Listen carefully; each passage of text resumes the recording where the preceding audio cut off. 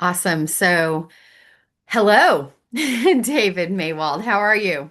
Really great, thank you. It's great to be here, Good. Cheyanne. Yeah, it's really good to be with you. We are India 2026, going across India in our tuk-tuk, and you are one of our champions for boys and men. And you are one of the 14 that we have the honor of spotlighting your amazing work and your amazing heart for our boys and men.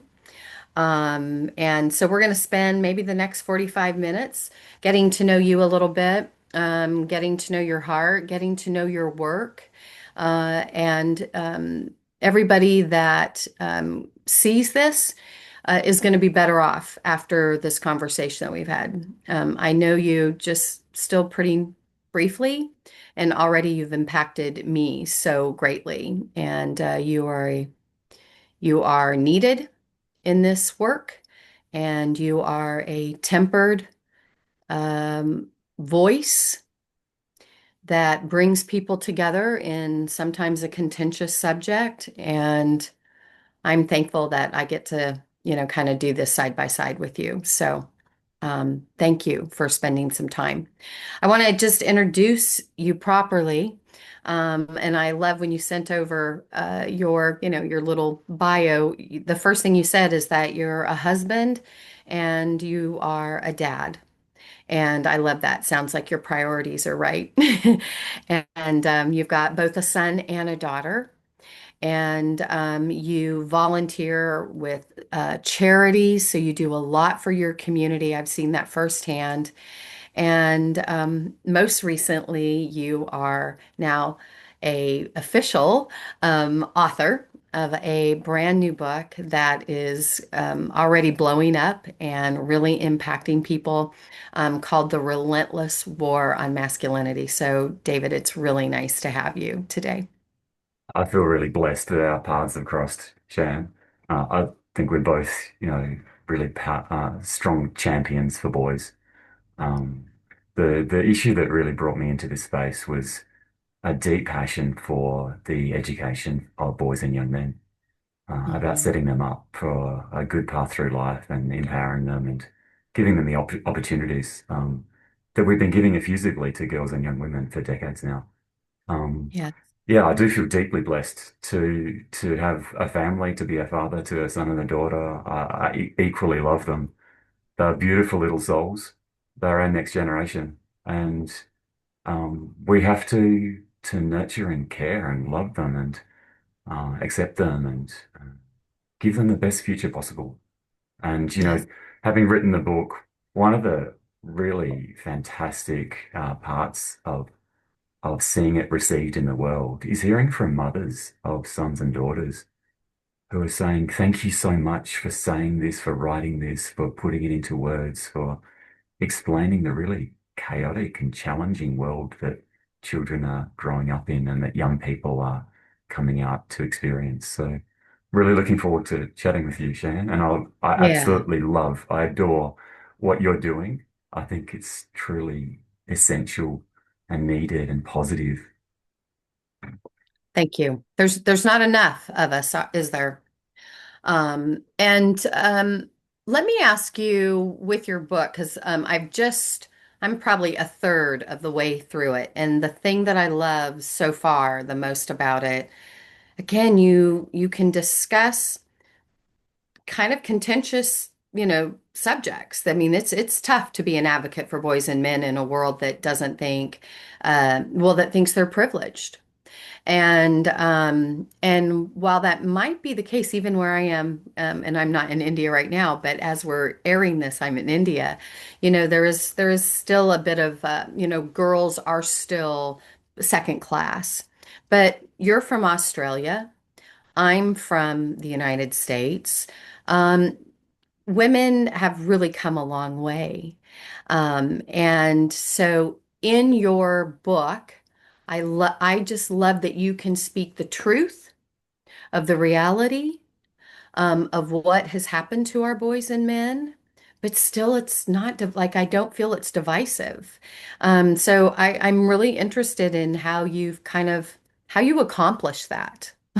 because I find it hard sometimes being in this space. So, So for the last several years, I've I've been doing the work, the analysis, the research, the looking at statistics and all the formal sources of information. But at the same time, I'm catching up for coffee with mums and dads and men and women and executives and fellow board members and having all of these rich conversations. And what really struck me was the gap between what people are willing to say on stage behind a microphone and what they're willing to say when you sit down with them in a setting with two people across a coffee table where, mums talk about the despair they've got and the concern and anxiety that they have for their sons. But they would never say that up on stage or publicly, like a post for that.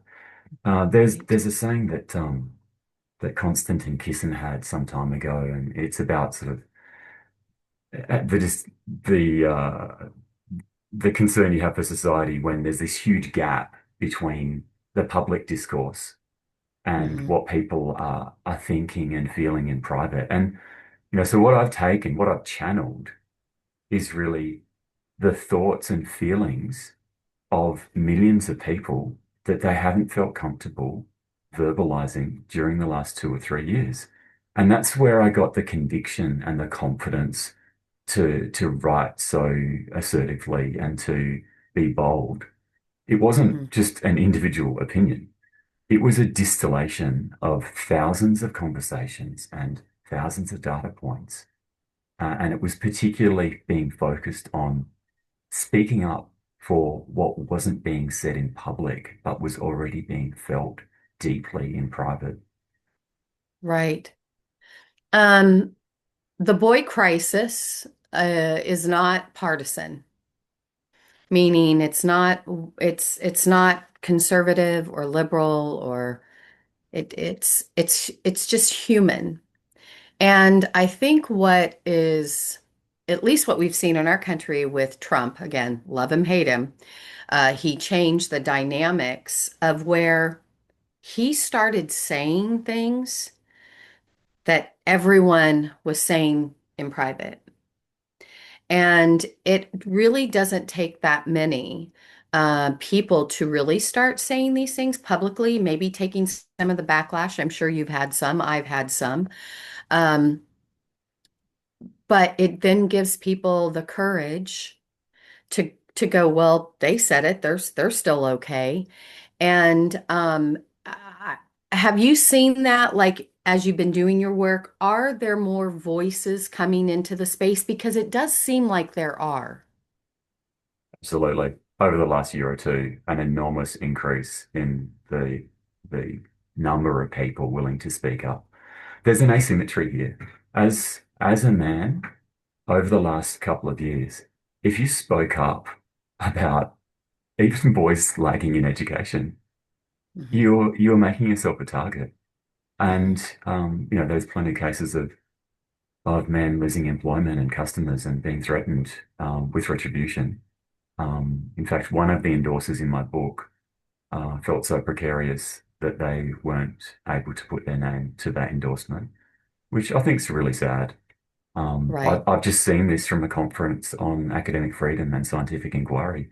Three case studies at that conference were about cancellation on the basis of views that were perceived as contentious in ideology or politics or advocacy for particular groups. And it was all the right, classic lines of identity politics and female versus male. But right. so there's a big asymmetry there. I think what's been fascinating to see is that a number of really powerful female voices have spoken up and Hmm. they have opened a path. Um, I felt an obligation actually to speak up because I didn't have the same um, attack surface that a lot of other males would. So I Hmm. wasn't employed. I didn't have clients.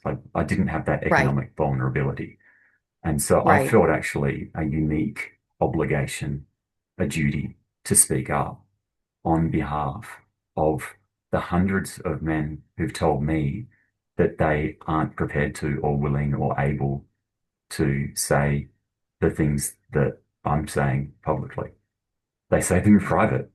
They feel them. They think them. They've got a very sound basis for their earnestly held opinions, but they can't and they haven't been able to say those things publicly, which is a real indictment on our society and a real indictment on the poor quality of public discourse that we've allowed to occur. Yes. So I think there's a really positive change that's happened in the last year or two. These issues need to be discussed. They need to be assessed from a range of different perspectives so that we can find a healthier balance going forwards. Absolutely agree. And it does look like I just, in our country, although Tucker Carlson's big all over the world, but Tucker Carlson's talking about boys, Joe Rogan, of course, Jordan Peterson's been talking about boys for a long time. Um, I want to come back to your book, but it just made me think of something. So in Australia, do have you seen any sort of vacuum being filled by young men? I've seen that in the United States with some voices, like the Andrew Tates and the Nick Fuentes, that really see these men. They see their pain, they see how society has disregarded them, and they are speaking to that pain. And young men are listening. And I don't know, I don't think that that's a good thing because it's sowing into their hurt. And you can see they probably weren't misogynist before, but it literally this vacuum from just mainstream people, moms and dads, just disregarding or ignoring what our sons are going through. It's created, at least in this country, I've seen a vacuum that's a bit concerning. Are you seeing any of that in Australia with your young men there? There's a lack of strengths-based emphasis on masculinity, boys, young men, and men in general. Hmm. My perception is that a lot of boys and young men feel that secular society isn't meeting their needs in terms of purpose in life, meaning, connection, inspiration, support. That's the vacuum I see. That Okay. Well, that that's girls and big. young women have been so elevated, so affirmed, so accelerated at the same time as boys and young men are actually being criticized and denigrated and deconstructed. It's not just a vacuum. Right. There's a positive lifting up of Hmm. females at the same time as there's a dragging down of Of males. My concern for the boys and young men navigating that, not just in schools and universities, but in media, in society in general, my concern is their well-being, including for their mental health. Like we know from positive psychology and scientific research that that type of relentless negative critical messaging can undermine confidence. It can lead to a whole range of mental health concerns. And just recently, Tom Golden has written on this on his Substack, Men Are Good, which is an incredible resource for yeah, all for balance, anyone. Yes. people who want to understand more Yes. about men and masculinity. He makes a contrast, when there were some negative narratives about girls and mathematics, huge changes were made in curriculum, parenting, teaching to change what was being said, to take that messaging away. Massive efforts were made, cultural change, and it's been successful as well. But he Right. contrasts that with the pervasive, broad, deep, relentless negative messaging to boys and young men. And Hmm. to my mind, that's 1,000 times more powerful than the changes that have been made about girls in maths or girls in STEM.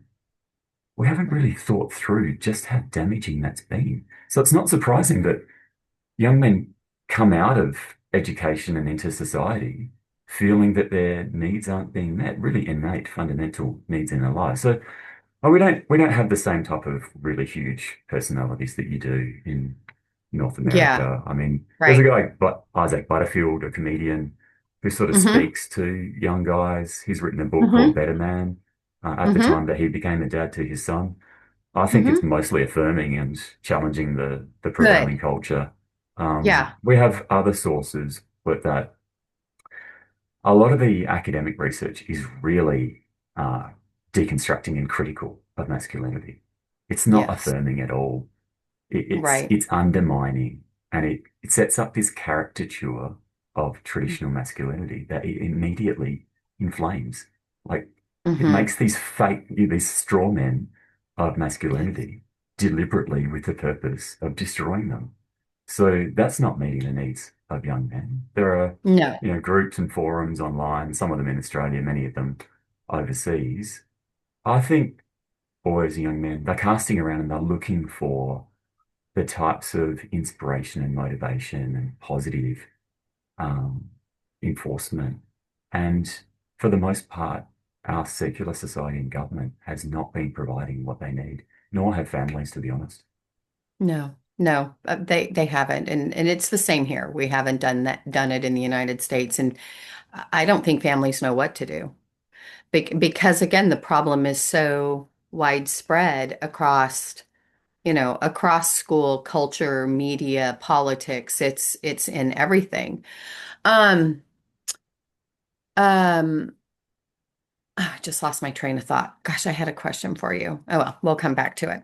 Um, what do you see as and when we decide, when we were talking about like what did we really need to hear from you, the thing that I was so impressed by was education is the one area that I think, at least you think, and I agree, that everyone can come around.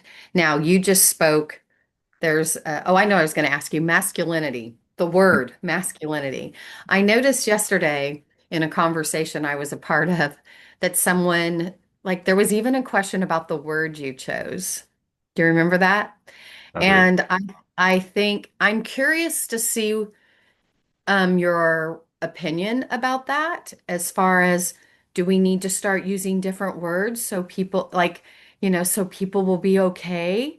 Or do we stick with our words and go there's nothing innately evil or wrong with the word masculinity. That was actually one of the questions that I wanted to talk to you about. And because you were obviously very thoughtful and strategic about your title. And someone brought up the word masculinity. So tell me your thoughts about that. I often introduce myself as a proud Australian man, a proud father. You know, I, I actually want to own it. I want all, decent men to stand and speak up and re-engage and take ownership, including ownership of the language. We have allowed nefarious actors with dark intentions who have tried to take ownership of these words, of this language, of denigrating our precious boys. Yes, I won't stand for that. I rarely utter, the word toxic and never connect it to masculinity. I want all men and women of goodwill to stand up and re-engage and take powerful ownership so that we can channel meaning and inspiration and purpose into our precious young people. yes, I boldly, affirm that masculinity is an absolutely essential aspect of humanity, that through the whole sweep of humanity, it's been an enormous force for good. It for has good. protected and empowered girls, boys, women, families, communities. It's an Yes, essential force for good. right. So I figured you would say that, but I think that's another area of the battle.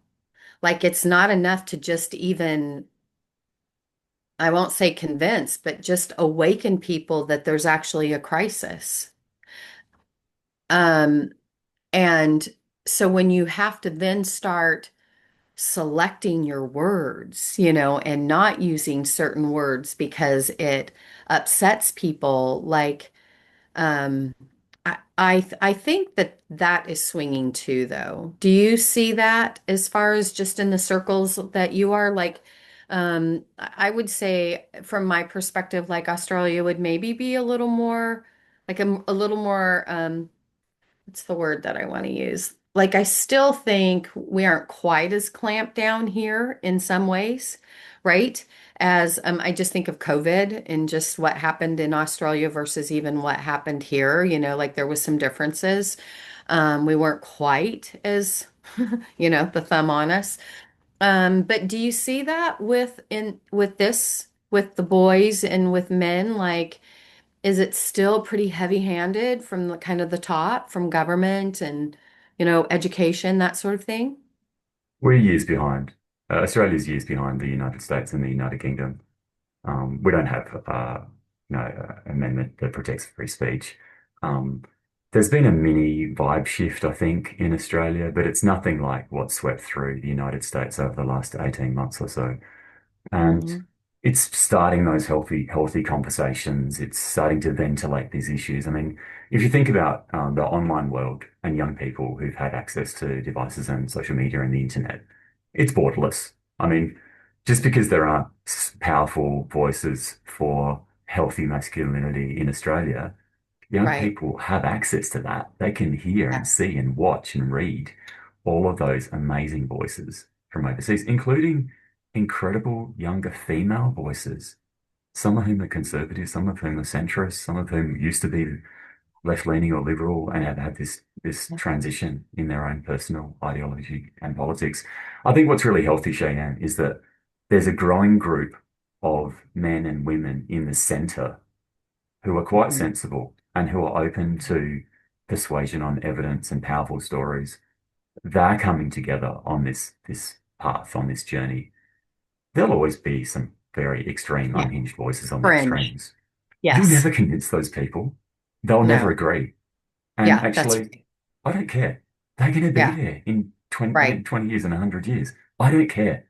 What I'm Right. appealing to is men and women of goodwill in the center who are sensible, who can see how beneficial it is to have actively involved fathers, who can see how important it is to have the masculine energy and feminine energy dancing together, complementary to each other, not in competition with each other. So that's the Hmm. positive I can see. I mean, there's a lot of work to do in Australia in media, government, education, but they will respond to the culture change of healthy discussion, examination, slight reweighting. I think they'll follow, the politics will follow the culture. Hmm. I love all of the things that you post on your Facebook, and you are very involved in your community. And that's, I think, what I'm hoping that the people that are watching this, that they can in part take away from that. It can start with just you advocating for your own son. Would you maybe talk about that a little bit, and especially how it relates to advocating for their son in school, what that could look like? Some positive ways that they can get teacher buy-in, administration buy-in, because it's good for the classroom, when we teach to our boys, right? It's good for the community when we teach to our boys. Could you speak to that a little bit? There's a natural inclination from both males and females to uplift and cherish girls and women. I think it comes quite naturally for parents to want to ensure that their girls are needs are being met, that their interests and preferences and traits are being accommodated within education environments. Let's shatter the double standard and let's speak up for our precious boys and young men as well. It starts with just asking questions and finding out information, ensuring that there are literacy checks, mitigations early on in schooling, ensuring that there's content there that's really engaging and enjoyable for boys and young men. One of the things that I did early on in our schooling was to attend those sessions for parents and actually to speak up and say, you know, I'd I'd like to see more content in the library that has adventures and that has engaging content that is going to stimulate and pull in boys that's going to capture them. And one of the things that I'm most happy with my son's passage through school is that he loves reading one book Mm. after another. So clearly, the schools that we've had are meeting those needs. And it was powerful for the other parents to hear that as well. When we were sitting down with some of the teachers and the principal and the administrative staff, it's really important that they hear the questions being asked. So go along to the catch-up sessions. Make sure you're there for the parent-teacher exchanges. Be actively involved and track and ask the questions. Sometimes when there are big issues about asymmetric behavior management, when the girls are getting away with murder, not literally, Hmm. but Right. the boys are being But penally compared. punished, for Yes. pretty minor misdemeanors. Um, Yes. Sometimes it takes fierce advocacy from mothers and fathers, and it takes some courageous conversations to have to ensure that there are guide rails that are helping both the boys and the girls to develop and grow and treat each other with respect and dignity. So that's the start, Cheyanne. And I've taken that further. I mean, I've looked at the bias in Yeah. the national curriculum that structurally favours girls over boys here in Australia. There's a lot of work being done about the disparities in education, about the gaps that open up in literacy, about how Hmm. there's a need to address boys' literacy with the same resources and earnestness that girls in STEM has already been addressed. So there are a lot of ways that you can do this, but it starts with listening and asking questions and showing that you're involved. Yeah. I don't think we're utilizing our older generation enough.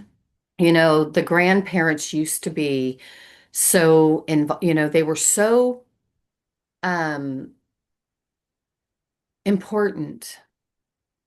They were the ones who passed down everything. And we've lost that, at least in this country. And, if you are an older person who is looking for something to do, reading with a boy, volunteering in a school to read, that literally can mean the difference between his success and his failure is just his literacy. Because we know if they fall behind in literacy, it's for them to have a positive outcome, isn't it? Is that what you found as well in Yeah, Australia? absolutely. And also, some of the times I've most enjoyed spending with my son are reading with him and pulling out those classic novels, Never Ending Story and The Hobbit and others. They Yeah, are enduring. There yeah, are stories there and characters there and inspiration there that isn't always present in modern literature. I just right. want to call out Sure. an amazing entrepreneur here and give her a shout out here in Australia. There's a businesswoman called Tanya Grandbauer, and she's Mm. the founder of Literacy for Boys. She's an Oh, ex-teacher and a mother of sons. She started this business about 7 or 8 years ago here in Australia, and it's a complementary service to school education. So uh-huh. parents who are concerned about reading and writing for their boys can reach out and see their website at Literacy for Boys. And there's an online program where the boys are taken, through multiple levels.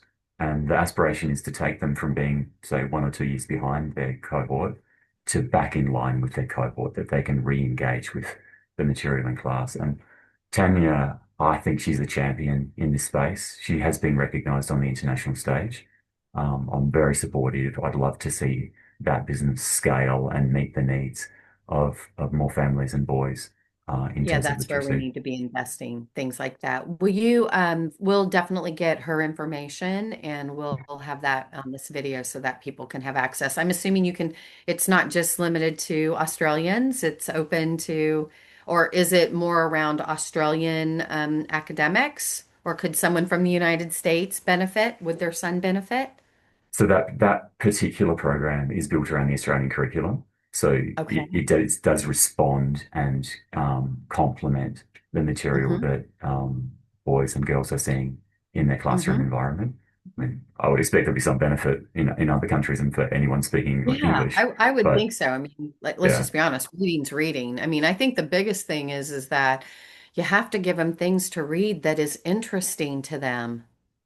And we've taken so much there you can't have war, you can't have battle, you can't have anything as what the feminists would call aggressive, right? Or toxic, which how that has gotten perverted. Just I mean, we had I was um The War on Boys, the book. Christina Hoff, I can't think of her last name. Do you know? Hop Summers. Yes, Hoff Summers. She was talking about when they passed that in the United States, a little boy had a little toy soldier that he had brought to school, like one of the little green ones, and he was suspended because he was there. It was violence, like this is what, thank goodness, I think that that's starting to change. I don't know if you went that far in Australia, but little boys, absolutely, they wanted to erase every ounce of any kind of masculine interest, you know. So did you have that there, or do you have that in Australia, or is it not quite that bad? Yeah, there's been a streaming towards content that's more engaged with by girls. Um, Yeah. I think there's been probably a shift back and a bit of a softening of that edge. But there does appear to be quite a clear distinction in aggregate about the type of content.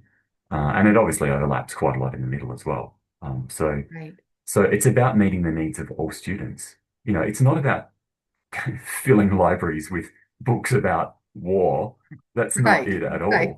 Like Right. this whole project, and I'm sure you feel the same way, Cheyanne, as a parent, it's about meeting the traits and preferences, interests across the whole spectrum, not about just emphasizing preferencing some groups at the expense of preferencing other groups.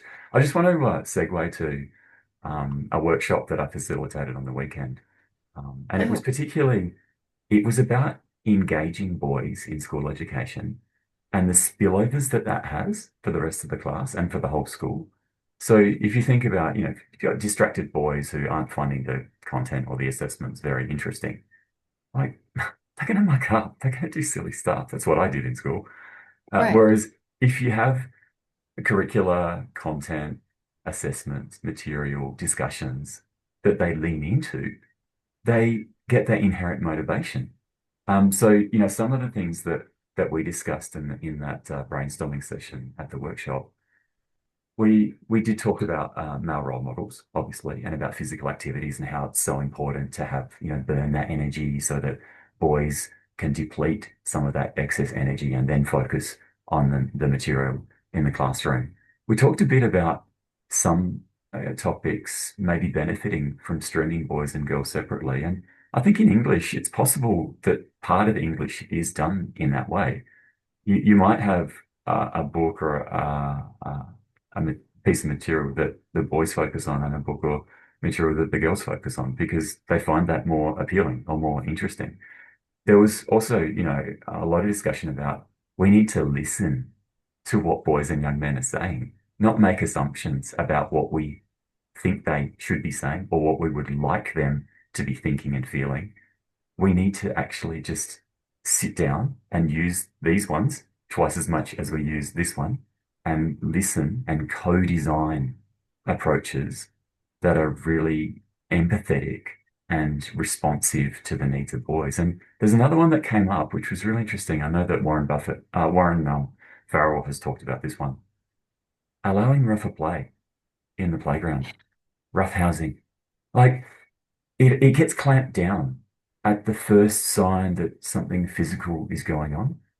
But Right. through the whole sweep of human history, physicality and rough play, that has been a feature. It's an essential feature. And by, you know, dropping down a ton of bricks on top of Right. that, it sends a Suppress. signal to the boys that something essential about your nature is not being Yes. respected and honored. That is completely true. We've in this country we've gotten rid of a lot of recess. There are some school districts that literally have no recess. I know that there is a pushback on that. That's coming. I want to ask you in this workshop, did you head this workshop? Yeah. Did you? Okay. Was this in your own children's school? No, I was No. at a conference, a national conference, and Oh, it was a conference. yeah, Okay. Okay. there were eight So, different topics, and this uh-huh, was one of the topics. And uh-huh. I was so pleased at the number of people who chose to take part in this topic. I think it was probably the most popular of the eight. There were parents there, grandparents there. There was a teacher, a current teacher, a male teacher in primary school. Fascinating insights from him, as well as some Mm-hmm. young guys, and Hmm. just so many ideas, suggestions, lots of positive comments and constructive, supportive comments. Because I think we haven't taken advantage of this. We've taken advantage of virtually everything we can do to accelerate girls and young women, but we haven't opened our ears up and we haven't, it's an un like we haven't just done the basics of brainstorming, thinking, gathering ideas, and then testing those ideas. It's a fertile space for researchers and for administrators. Do you, so let's just say you have a parent that's listening here or a grandparent, or even a teacher, because there's a lot of teachers that are not happy with the status quo either. And Mm, they don't want to, it's very difficult to go against the machine. mm. So you come together, you know, come up with these great ideas that are going to be more helpful for boys. Then how does someone or a group of people, it's usually better to do it as a group, how would someone then go into their child's school to present that? Is it at a school level? Is it at a school board level? Did you, I mean, is there because it's as you know, it's great to talk about these ideas, but if you can't implement them, if you can't make it happen, what are you seeing to actually get these fantastic ideas actually into the classroom so that we're helping our boys? I agree. It's better to work together. The first thing I would do is the informal conversations and the dialogue. You want to be talking to the parents of other children in your year level. So you want to be having the conversations at drop off, pick up, playgrounds, after school. And whether it's WhatsApp or Facebook or whatever, the comms channels that you have, start talking about this with the other parents. Get a sense of uh, how many and how important an issue this is for the other Uh-huh. parents, whether your observations are resonant with their observations and what you can Mm-hmm. agree on. Mm-hmm. I'd agree about taking this preferably as a group of parents to the class teacher or the principal or an administrator that oversees year levels. I still think Mm-hmm. there's value in individually sending the messages and asking the questions because the more that principals and teachers hear these prompts and Mm-hmm. these observations, the better. Mm-hmm. If Mm-hmm. they think it's only coming from one person or one child's parent, Right. then I think it's so Right. much easier to dismiss. Then I would think about how you draw on the advocates and research and information that's available to support the measures that you think are going to be beneficial to the classroom or to the playground. Um, Mm-hmm. there's an incredible 5 episode podcast on boys' education failing, particularly focused around America. I'll share the link to that with you, and I hope we Please. can include And that we'll put that on here. in this. Absolutely.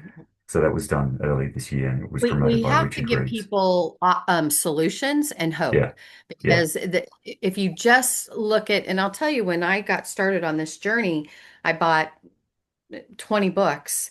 I started reading Dr. Gurian's Saving Our Sons, and I put it down. It was too heartbreaking. I started on Dr. Farrell or Warren's, and I put it down. And I didn't pick it back up for over a year because it was too overwhelming to me. And so we don't want the listeners to be overwhelmed. Yeah.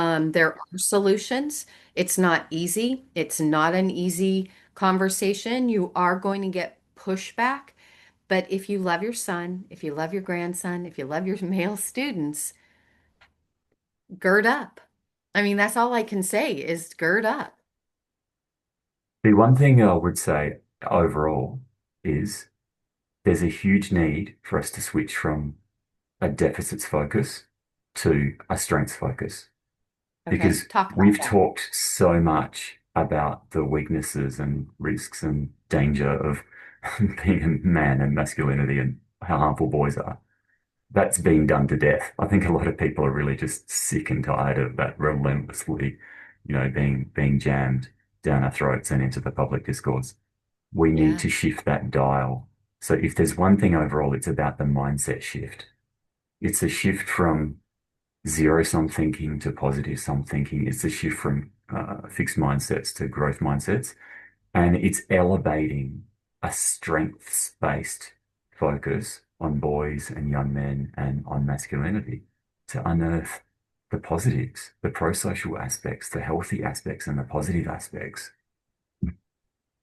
that's, I'll tell you right there, if that's all people did was just work on that one issue, what what a change that we could see. That it Mm, doesn't, that's not even human nature though, really, is it? It seems like it feels more human nature to focus on the negative mm. versus the positive, in anything. Um, And in how are particular, to you doing focus on the negatives of males yeah, and the positives of females. Unfortunately, yeah, we've just fallen into that really lazy trope and stereotype. yeah. That's really true. How are we doing on time? We Got good? another We got five a couple minutes or more so. minutes? So I Go, will just okay. mention that podcast series that's called Falling Behind. So it's a Oh, five episode podcast series from April 2025. And okay. the tagline for it was the miseducation of America's boys. And it's available through WBUR on I think it's a radio station and a website. But if you search Okay. for Falling Behind Uh-huh. and America's Boys, like you should be Uh-huh. able to find those five episodes. Okay. Oh, that's fantastic. We'll definitely link it in this video too. Um, Tell us, for someone, because we definitely want anyone that's watching, if you haven't already bought the book, The Restless War on Masculinity, I'm gonna emphasize that word. You definitely want to pick it up. It's like literally, it's less than a cup of coffee. Okay, so right, like especially American coffee. Our coffee is so expensive here. It's less than a cup of coffee. It will change the trajectory. And let me just tell you this, or say this. The boy crisis is not a crisis for a parent with a boy. It's not just a crisis or a grandparent of a boy or, you're married to a boy. It is a crisis for everyone. If you have six daughters, it is a crisis for you because unless they don't get married or they marry the same sex, more than likely they're going to marry a man. And I don't know about you, David, but I'm getting pretty tired of the man bashing. And then we don't want to do anything. Or my daughter's married to a deadbeat. My daughter's this. My daughter, the guy is this. He's a loser. He's this, he's this, he's this. Yet we don't want to do anything about the things that we know they're not just innately a loser. When you've been pushed down, pressed down, you're not learning. You're coming out of school and you can't read. Your jobs have been, imported away. There isn't the traditional jobs. There's not the purpose.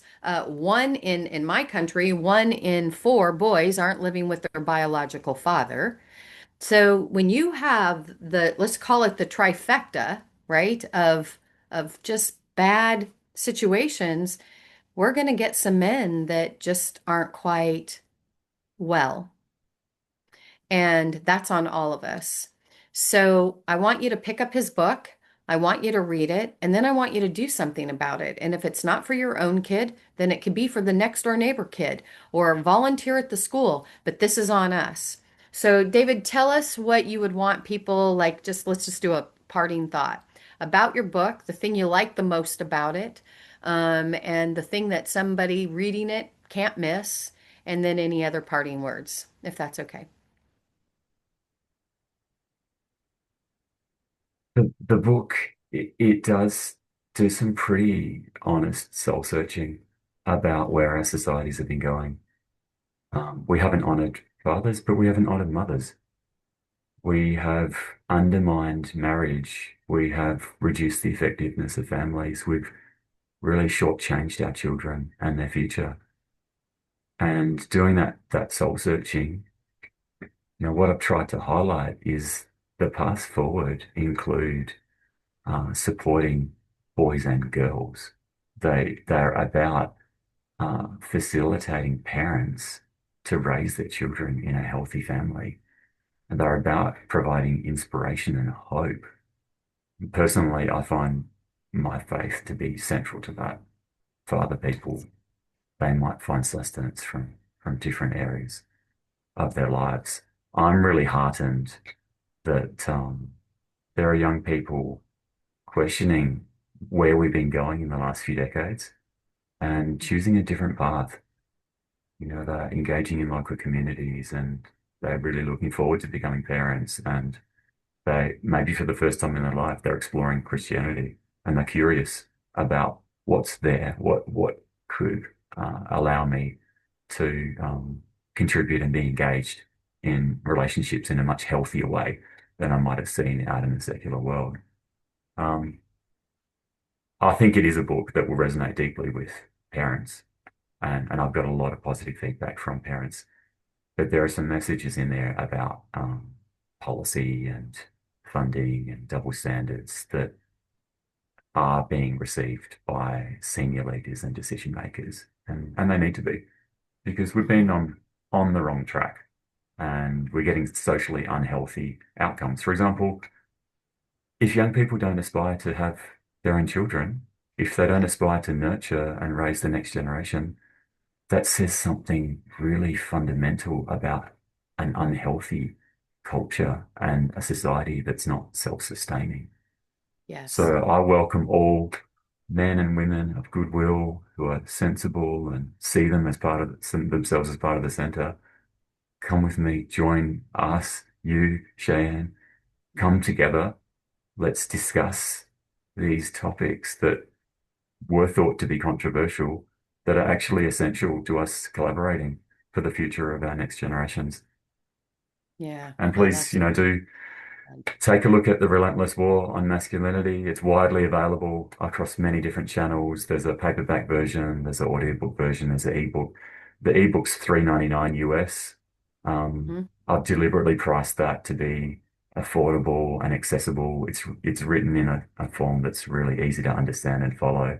You can read it in less than 3 hours, and the audiobook's 3.5 hours. So this is a manageable chunk of information that even busy parents can get through during a weekend or uh, during a morning or an afternoon. I've absolutely Absolutely. loved engaging with you, Cheyanne. I think Oh, we're meant to cross paths, and it's yes, we been have a been. beautiful blossoming relationship. And I wish you all the best with all of your work and the incredible things that you're doing. Thank you. The sentiments are exactly the same. You're just joyful. I love when we do our Tuesday meetings, you can just see the excitement in you. And you know what I love about God is, and I love the Bible, is everything that was done for the most part was always by a remnant. It was never a mass of people. It was always a remnant of people that had um, not necessarily the skills, the faith, the courage, the bravery, but somehow they had the endurance to believe God, even if they didn't completely trust, and the outcomes were miraculous. And so when I get disheartened sometimes at how big the problem can look, and how few people are doing anything about it, I do get comfort in that, knowing that God has this battle. God loves his sons and his men more than you and I could ever even imagine. And he fashioned you and I and a team of others that are as fierce as we are and committed. And we will turn this around. I mean, I believe that. And so I thank you for doing this. Again, as you're watching this, I'm in India. And I love what you said about we need to listen to them. And that's what I'm doing with Worthy Voices is we are speaking to the boys. We're hearing from them. And then let's build something around what they're telling us that they need. So all the links, everything that you talked about, David, will be here. Your book, all of the links. I do always encourage to get a written book and the Audible book. I think reading something, you get a different perspective than listening. So both, all of the mediums are very, very affordable, and our boys are worth it. So, David, thank you for this time together. Continue with your good work. Godspeed.